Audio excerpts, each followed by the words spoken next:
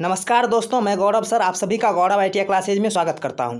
आज का जो हमारा क्लास है वो काफ़ी इम्पोर्टेंट है, क्योंकि एम्प्लॉयबिलिटी स्किल में जितना भी फुल फॉर्म पूछा जाएगा वो सारा का सारा फुल फॉर्म इकट्ठा करके हम आप लोग के लिए लेकर के आए हैं। सिर्फ एक वीडियो, यही मास्टर वीडियो है। आप इसको पढ़ के 3-4 बार पढ़ लीजिए ताकि आपको सारा का सारा फुल फॉर्म याद हो जाए, और एग्जाम में जाकर के आप अगर सिर्फ और सिर्फ फुल फॉर्म बना के आ जाते हैं तो लगभग पास मार्क के करीब आप पहुँच जाते हैं, क्योंकि इसमें फुल फॉर्म ही लगभग 5, 6, 7, 8 तक पूछा जा सकता है। ठीक है, क्योंकि 25 क्वेश्चन पूछा जाता है एम्प्लॉयबिलिटी से, लेकिन उसमें अधिकतर क्वेश्चन जो होता है वो फुल फॉर्म पूछता है। ठीक है, या तो पूरा फुल फॉर्म पूछ दे, या फिर फुल फॉर्म में से कोई एक शब्द उठा करके कह दे एक अक्षर को कि इसका फुल फॉर्म क्या होता है। ठीक है, तो आज हम वही फुल फॉर्म लेकर के आए हैं। टोटल 26 फुल फॉर्म है, आप लोग देख ही रहेंगे बगल में यहाँ पे 26 फुल फॉर्म आज हम लेकर के आप लोग के लिए लेकर के आए हैं। ठीक है, तो सबसे पहला हमारा फुल फॉर्म है एटीएम, यानी कि एटीएम का फुल फॉर्म क्या होता है। एटीएम का फुल फॉर्म क्या होता है, आप लोग बचपन से पढ़े आते होंगे कि ऑटोमेटिक टेलर मशीन, पढ़े नहीं सुनते होंगे ऑटोमेटिक टेलर मशीन, या आपके दिमाग में ऐसे उठता होगा ऑटोमेटिक टेलर मशीन, लेकिन होता है ऑटोमेटेड टेलर मशीन, जिसे हिंदी में ऑटोमेटेड टेलर मशीन कह सकते हैं। ठीक है, ऑटोमेटेड टेलर मशीन होता है, ऑटोमेटिक टेलर मशीन नहीं होता है। शायद आप भी मेरे तरह ही बचपन में सोचते होंगे कि ऑटोमेटिक टेलर मशीन। मैंने भी आज से लगभग साल 1.5 साल पहले तक ऑटोमेटिक टेलर मशीन ही पढ़ा। ठीक है, लेकिन वास्तविक में होता है ऑटोमेटेड टेलर मशीन। इसको अच्छा से याद रख लीजिए, एटीएम का फुल फॉर्म होता है ऑटोमेटेड टेलर मशीन। इसके बाद चलते हैं दूसरा पर। यहाँ है लेन, यानी कि ये नेटवर्क का टाइप है।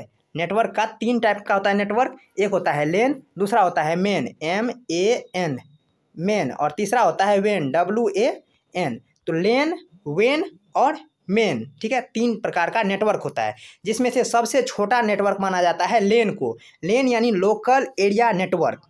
लेन मतलब लोकल एरिया नेटवर्क, यानी कि आप एक ऑफिस में लगा सकते हैं इस नेटवर्क को, या फिर अपने कॉलेज में, अगर छोटा कॉलेज है तो वहाँ आप लोग लगा करके अपना कॉलेज का सारा कार्यभार, यानी जितना भी काम हो कर सकते हैं इस नेटवर्क के द्वारा। ये लोकल एरिया नेटवर्क कहलाता है, यानी कि छोटे एरिया के लिए इसको प्रयोग में लाते हैं। इसका फुल फॉर्म होता है लोकल एरिया नेटवर्क, इसको अच्छा से याद कर लीजिए। उसके बाद हमारा आता है मेन, यानी मेट्रोपॉलिटन एरिया नेटवर्क। ये एरिया नेटवर्क मान लीजिए कि आपके एक शहर तक को कवर कर सकता है। ये इतना बड़ा होता है कि आपके शहर तक को कवर कर सकता है, तो इसको कहते हैं हम मेट्रोपॉलिटन एरिया नेटवर्क, या फिर आप इसको मेट्रोपॉलिटन एरिया नेटवर्क भी कह सकते हैं। इसको ध्यान से याद कर लीजिए, क्योंकि लेन, मेन और वेन लगभग जितना भी शिफ्ट अभी तक हुआ है एग्जाम, उस सब एग्जाम में लगभग पूछा जा रहा है, तो इसको अच्छा से याद कर लीजिए। ठीक है, उसके बाद चलते हैं, ये है वेन WAN वेन, यानी वाइड एरिया नेटवर्क।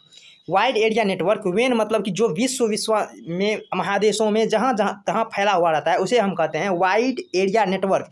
जिस तरह से आप कह सकते हैं कि जैसे आप जियो का टावर है वो लगा कहीं और है और आपके घर तक पहुँच रहा है, तो वो होता है वेन, यानी वाइड एरिया नेटवर्क। ये सिर्फ और सिर्फ एक गाँव शहर नहीं बल्कि पूरे देशों तक, एक देश से दूसरे देशों तक भी इसे पहुंचाया जा सकता है, वो होता है हमारा वेन, यानी वाइड एरिया नेटवर्क। इसको अच्छा से याद कर लीजिए।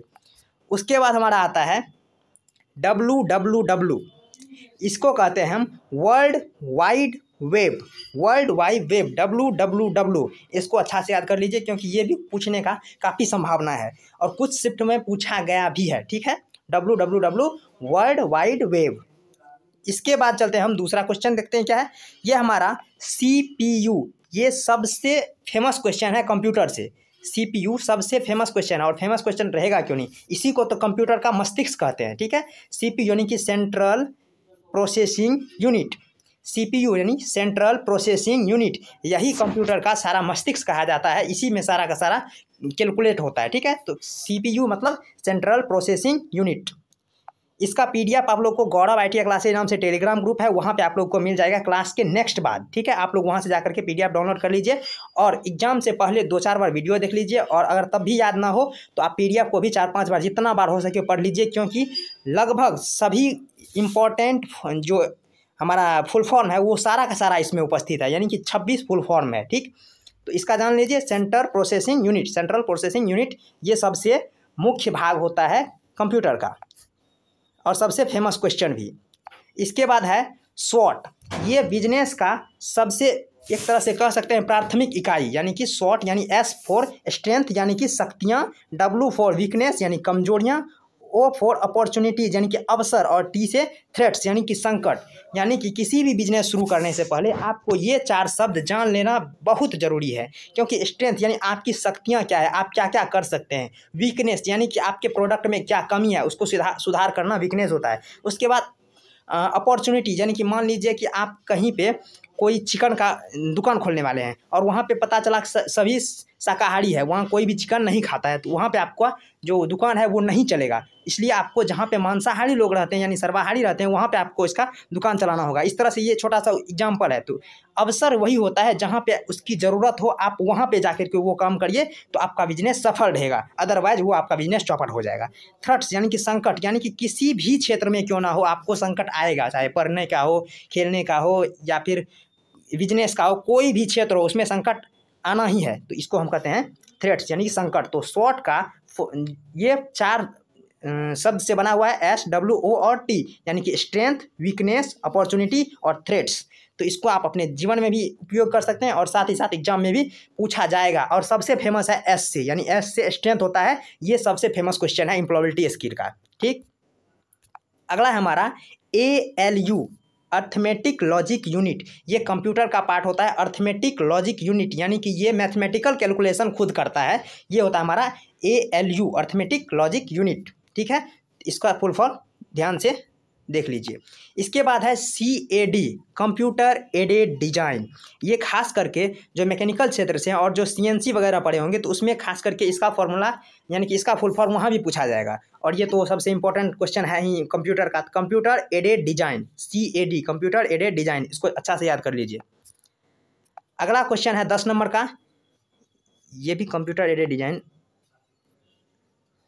दोनों में आ गया। ठीक है, अगला क्वेश्चन है DST यानी कि desktop system. DST desktop system काफ़ी आसान है इसको याद करने में, आप लोग फटाफट याद कर लीजिए इसको। इसके बाद है LDU यानी कि liquid display unit. LDU liquid display unit, ये कंप्यूटर का क्वेश्चन है, इसको याद कर लीजिए आसान से। LDU liquid display unit. इसके बाद है हमारा OMR, ये क्वेश्चन काफ़ी बार पूछा जा चुका है बहुत सारा शिफ्ट में। इसका होता है optical mark reader. OMR optical mark reader. ये सिर्फ जितना भी फुल फॉर्म है, ये सिर्फ आपके ITI एग्जाम में नहीं बल्कि आप जितना भी कंपटीशन का एग्जाम देंगे उसमें भी पूछा जाता है। ठीक, इसके बाद हमारा है PROM। आप लोग रोम सुने होंगे, यहाँ पे PROM है, ये भी आपके एम्प्लॉयबिलिटी क्वेश्चन से ही है। ठीक है, यानी कि PROM का फुल फॉर्म होता है प्रोग्रामेबल रीड ओनली मेमोरी। आप लोग पढ़े होंगे अभी तक रीड ओनली मेमोरी, लेकिन इसमें P लगा दिया गया है, तो ये प्रोग्रामेबल रीड ओनली मेमोरी होता है। ठीक, इसके बाद है हमारा रोम, रीड ओनली मेमोरी। ठीक, रोम मतलब रीड ओनली मेमोरी, आप लोग पढ़े होंगे। मेमोरी जो 2 प्रकार का होता है, प्राथमिक और द्वितीयक, जिसमें प्राथमिक में आता है हमारा रैम और रोम, तो यही रोम है। इसके बाद हमारा आता है रैम यानी कि रैंडम एक्सेस मेमोरी। ये 2 मेमोरी 2 प्रकार का होता है प्राथमिक में, रैम और रोम, तो ये रैम होता है रैंडम एक्सेस मेमोरी। इसके बाद है ASAP यानी एज सून एज पॉसिबल। ये काफ़ी आसान है, एज सून एज पॉसिबल। इसके बाद है हमारा FYI यानी कि फॉर योर इन्फॉर्मेशन। अगर आप किसी भी PDF या फिर कोई इन्फॉर्मेशन आप किसी को भेजना चाहते हैं तो आप लास्ट में उसे FYI लिख करके भेज सकते हैं। यानी कि आप पूरा फॉर योर इन्फॉर्मेशन नहीं भी लिखें तो FYI लिख करके भेज सकते हैं, ये सिर्फ आपके लिए है। ठीक है, इसके बाद है SMS यानी कि short message service. SMS full form होता है शॉर्ट मैसेज सर्विस, यानी कि आपके मोबाइल में जो आता है मैसेज वही है। इसके बाद है SMART स्मार्ट, ये कंप्यूटर वाला स्मार्ट है। ठीक है, तो इसका होता है specific, measurable, achievable, realistic, timely. ठीक है, इसको SMART का फुल फॉर्म अच्छा से आप लोग याद कर लीजिए, ये थोड़ा टफ है, इसको 3-4 बार आप लोग पढ़ लीजिए। इसके बाद है MSME यानी कि micro small and medium enterprises.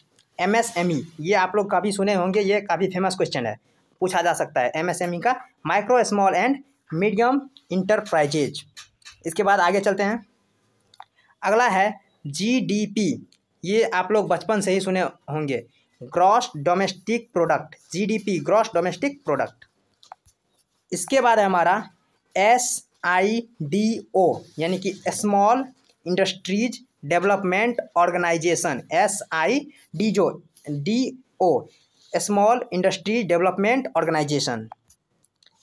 इसके बाद है हमारा ABC, ये आपको एम्प्लॉयबिलिटी में पूछा जा सकता है, ये आपको थ्योरी में भी पूछा जा सकता है, और सभी ट्रेड के लिए, सभी ट्रेड में पूछा जा सकता है ABC, यानी एयरवे ब्रीदिंग एंड सर्कुलेशन। ठीक है, एयरवे ब्रीदिंग एंड सर्कुलेशन, ये सभी थ्योरी में पूछा जा सकता है। ये पहला क्वेश्चन ही होता है क्योंकि ये सेफ्टी से रिलेटेड है। ठीक है, उसके बाद हमारा है QMS, quality management system, QMS, quality management system. Next और हमारा लास्ट है PDCA, यानी कि प्लान, एक second, plan do check act, PDCA, plan do check act. ठीक है, इसी के साथ ये पूरा हुआ फुल फॉर्म, जो कि आज 26 फुल फॉर्म था, जो कि एम्प्लॉयबिलिटी का लगभग सारा का सारा फुल फॉर्म इसी वीडियो में कवर हो चुका है। ये मास्टर वीडियो है और ये सभी के लिए है, चाहे आप किसी भी ट्रेड से हो, सबके लिए उपयोगी है। ये फर्स्ट ईयर के लिए तो उपयोगी है ही, क्योंकि ये फर्स्ट ईयर को ही नज़र में रख के बनाया गया है, लेकिन अगर आप सेकेंड ईयर में भी है तो भी आप पढ़ सकते हैं, क्योंकि ऐसा थोड़े होगा कि जिसमें कि PDCA का फुल फॉर्म फर्स्ट ईयर में कुछ और रहेगा, सेकंड ईयर में बदल जाएगा, ऐसा नहीं होता है। तो आप जिस भी ट्रेड से हैं, जिस भी ईयर में हैं, सभी पढ़ सकते हैं, लेकिन ये खास करके फर्स्ट ईयर के लिए हैं जो कि अभी एग्ज़ाम दे रहे हैं। ठीक है, तो इसी के साथ आज का क्लास समाप्त करते हैं। धन्यवाद।